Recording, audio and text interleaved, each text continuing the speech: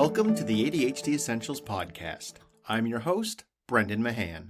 I'm an ADHD professional who's been working in the field for 10 years.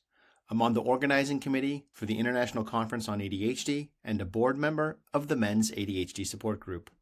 To me, helping others is a virtue.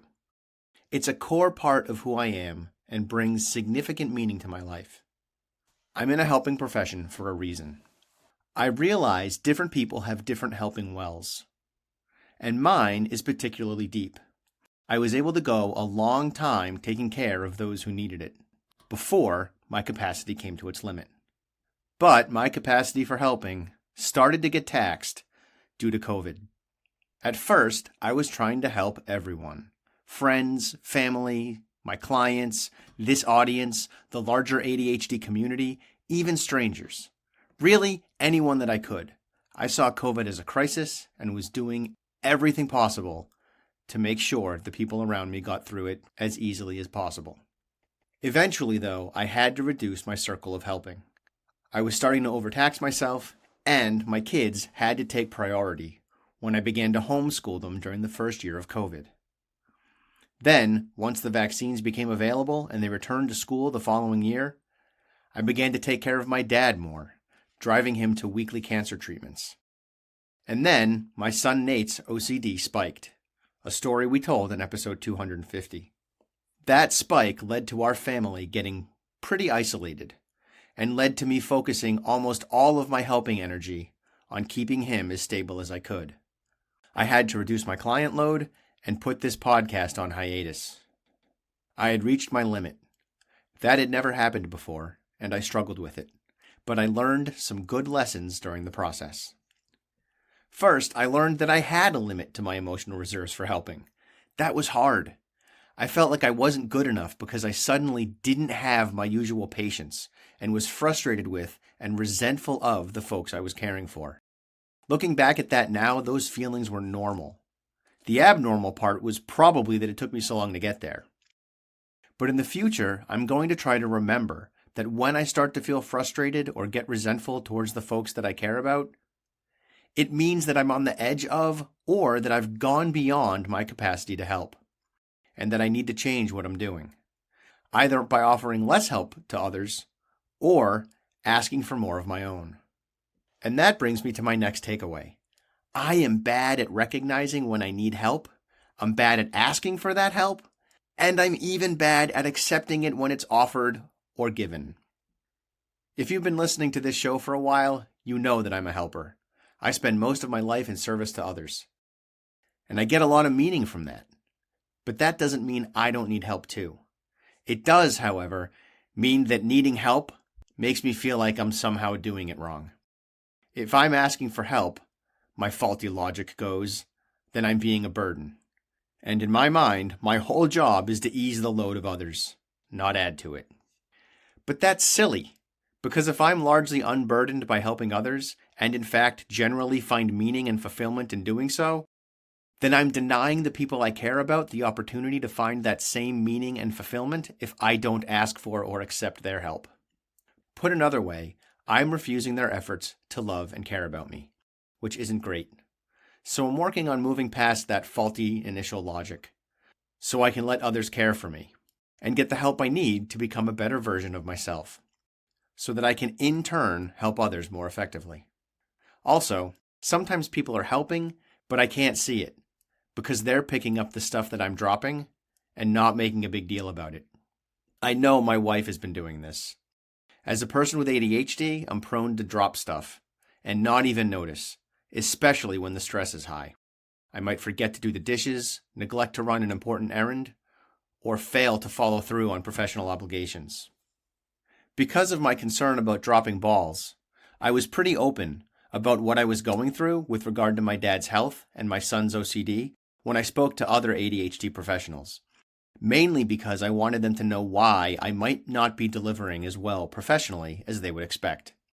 I didn't want them to think I was struggling due to poorly managed ADHD. That's not a good look for an ADHD professional. But I also knew that they would understand the significance of the life events that I was experiencing with my family. Circling back to people helping by picking up our dropped balls and not making a deal about it. As I said, my wife absolutely did that. Over and over again in ways that I'm aware of, and certainly many that I'm not. One of the places she stepped in that I'm most grateful for is with our other son, Gavin. For much of the time that I was managing Nate and his OCD, I had neither the time nor the reserves to support Gavin in the way that I wanted to. But Amy was there, stepping into my gap, supporting him during what was an incredibly challenging time for all of us. I'm eternally grateful to her for that. And that's something else I do now. I keep an eye out for the ways that folks are helping me so that I can thank them for doing so. Gratitude can help us connect to others. It can make them feel seen in their efforts, and if we're accepting of the help, it can make us feel worthy of love and support. Don't tell anyone, but a lot of us helpers are secretly doing it because we feel like we need to earn the love and support of others. We don't. We're just as worthy as the folks we're helping. We just don't always see it. Finally, I figured out some of the reasons why I'm so bad at asking for help. One reason is that it often requires a lot of executive functioning work for me to figure out what I need help with and how the person might help me. It often feels easier to just do it myself. And that's often true in the short term. But depending on what the issue is, after I've shown someone how they can help me, they might be willing and able to do it again in the future. And eventually, that time and effort gap balances out and even reverses. The biggest reason I struggle with asking for help, though, is, as I alluded to earlier, in my mind, I'm the helper, not the helped. It's hard to get past that. But reframing asking for help as a version of caring has been useful. Admittedly, it requires some mental gymnastics on my part. The idea is that my asking for help gives the people who care about me a way to demonstrate that care. Basically, if their love language is doing acts of service for folks, but I never let them do an act of service for me, I'm not allowing them to love me in the way that they would prefer. I'm not super comfortable with this frame because it feels like a slippery slope to taking advantage of people and justifying it as letting them love me or giving them what they need. But given how infrequently I ask for help, I may be worrying unnecessarily. As a wrap-up, I want to take a minute to thank some folks who have helped me recently with a pretty big step that I'm taking professionally, which is officially beginning the process of writing a book on my Wall of Awful model. These folks are friends, family members, and professional colleagues. They are my wife, Amy, for supporting me in this new phase of my career and listening to me ramble on about it. My dad, for throwing some financial support my way so that I can even do this. My writing partner, Alex Hughes Capel, for knowing the road ahead, keeping me on track, and doing a lot of the heavy lifting as we work through the initial draft. Her name will be on the front cover, right along with mine. Jessica McCabe, host of How to ADHD, for including me in the process of writing her book, which comes out in January, and thereby inspiring me to take this step. Jordan Harbinger, host of The Jordan Harbinger Show, for helping me decide between self-publishing and traditional publishing by letting me pick his brain about how I might be seen by media outlets like his based on which way I go. And Caroline McGuire for helping me better understand the process of pitching a book to publishing houses and doing everything she can to support me in getting this book published.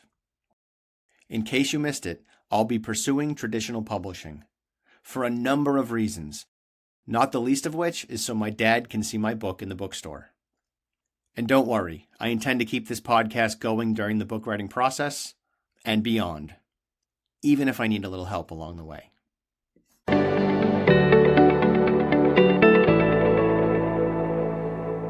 Hey, you're still here. Nice. Thanks for staying focused all the way through. If you have any thoughts or questions about today's episode, feel free to email me at brendan@adhdessentials.com. And don't forget to check out the website, adhdessentials.com, and visit our Facebook community. I'm looking forward to talking to you again next week. In the meantime, keep focusing on improvement over perfection. 10% better is all you need.